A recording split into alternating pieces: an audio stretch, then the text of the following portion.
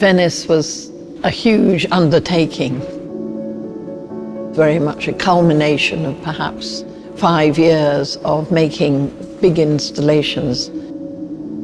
For me, the actions of producing work of that scale became a subject of challenging the space, the work, the audience, were almost equal protagonists.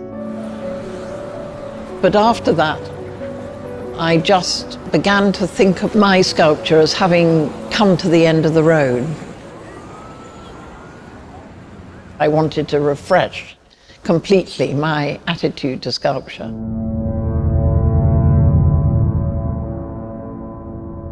These works are a collection of very singular experiences, rather than one work having a relationship or response to the next work.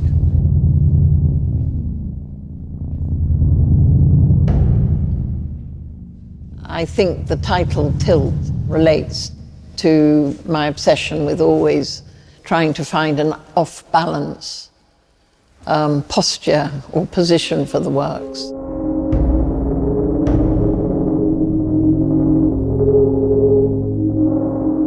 You'd think just hanging an 8x4 sheet was reasonably straightforward, but it's absolutely and I became obsessed with that. Just to get the angle right and hold it at that height. It was about 2 weeks' work of just precisely placing what seems like quite random steel work. Suspended objects I find fascinating because they're a way in which you can see the entire form, the underneath of an object, which is so often concealed, like the bottoms of one's feet,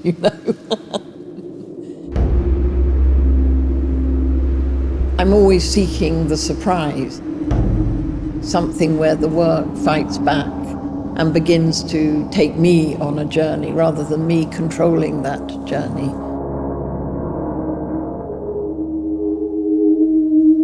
I like that hinterland of ambiguity, not knowing, one, what the outcome of the object might be, or what the hell its subject actually is. Thresholds are fascinating places where you pass through from one space to another. My process is incredibly traditional. I begin with drawings, I begin with sketchbooks. I've been using the same materials for about 50 years, which are builders' suppliers materials. They're sheet ply of cement, plaster and wire netting, but also combining those with fabrics. The sort of mixing up of industrial materials with more domestic materials. If colour is going to occur, it always comes in very early on. Often it begins as a way of marking the work. My familiar range, which is these very hot earth colours, which I associate very much with the street and with notices, signs, even the way pavements and buildings get marked with bright primary colours, and a lot of pink. The source of inspiration is in the everyday. You can see these things almost anywhere, these kind of semi-abandoned objects, whether it's in a farmyard or in an industrial estate. The Highline work, which is titled Prop, in my mind it became a kind of homage to the industrial past of the Highline.